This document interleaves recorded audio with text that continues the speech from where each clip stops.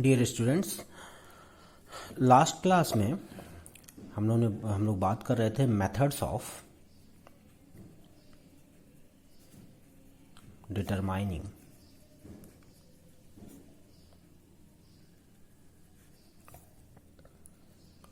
Correlation.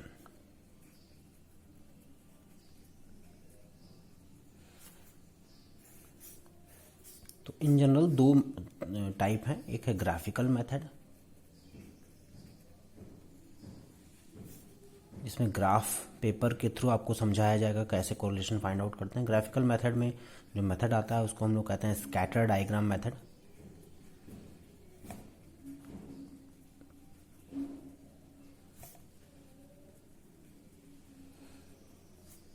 और दूसरा mathematical method.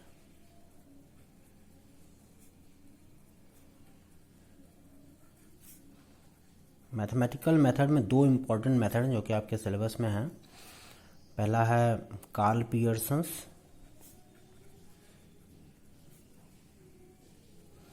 Coefficient of correlation,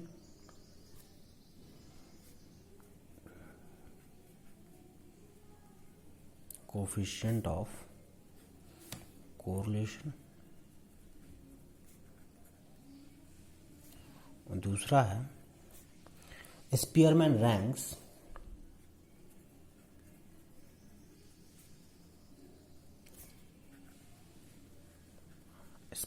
ranks coefficient of correlation,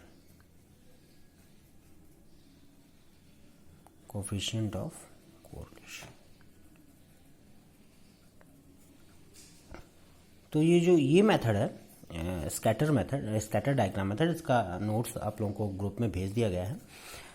हम लोग बात करेंगे Karl Pearson's coefficient of correlation की, बहुत ही इंपॉर्टेंट है कार्ल पियर्सन्स। तो जैसा कि इसका नाम है कार्ल पियर्सन्स, इसके जो जनक थे, बनाने वाले थे, वो कार्ल पियर्सन थे। उन्होंने डेवलप किया था ये मेथड।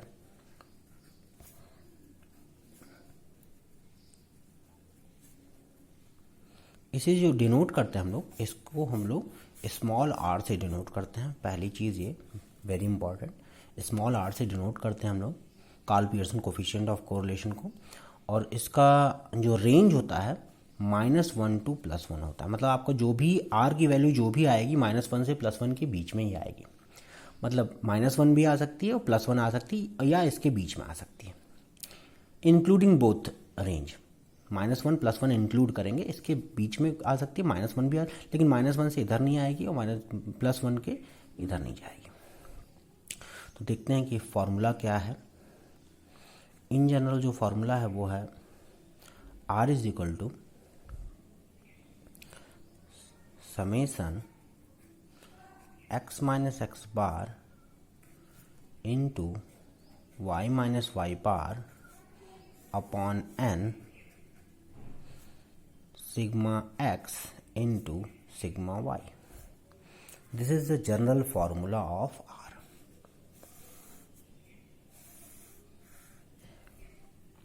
जो कि आपको पढ़ना है। अब इस फॉर्मूले से कई फॉर्मूले डिराइव होंगे, उन्हें हम लोग देखेंगे। तो सबसे पहले यहाँ देख लेते हैं, कुछ नोटेशंस हैं। n जो है, यहाँ पर देखिए दो सीरीज। जब भी हमने बताया था कि कोरिलेशन हमेशा दो सीरीज के बीच में या दो डेटा सेट के बीच में लागू होगा। तो यहाँ पर एक सीरीज है x सीरीज और दूसरी सीरीज है y सीरीज। तो n क्या है, और दोनों ही सीरीज का जो n है वो सेम होगा। दोनों ही सीरीज में जो नंबर ऑफ वेरिएबल्स हैं, नंबर ऑफ वैल्यूज हैं, वो सेम होंगे। तो n is what, number of values in both series.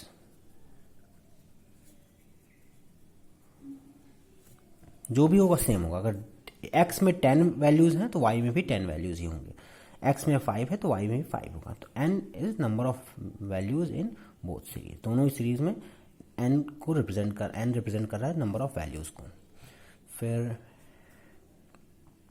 x क्या है, ये x सीरीज है, values in x series. y क्या है, values in y series.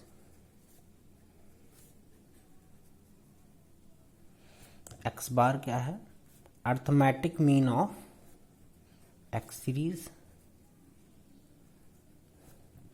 Y bar क्या है, arithmetic mean of y series, sigma x क्या है, standard deviation of x series,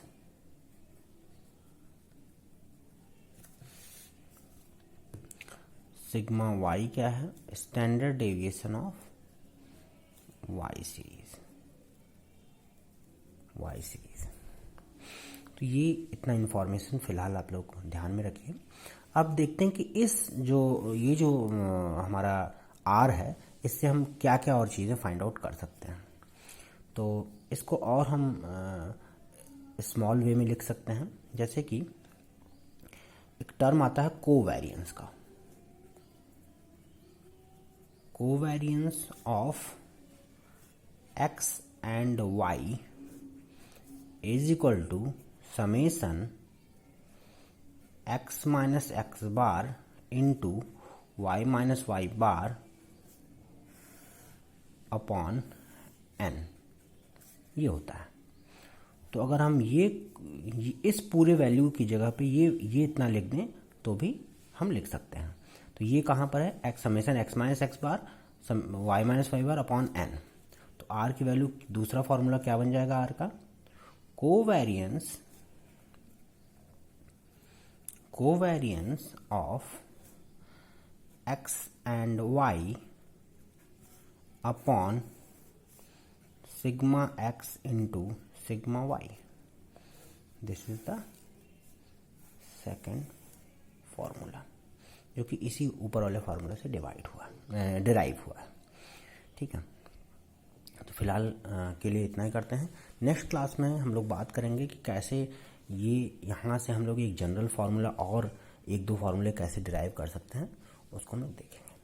thank you.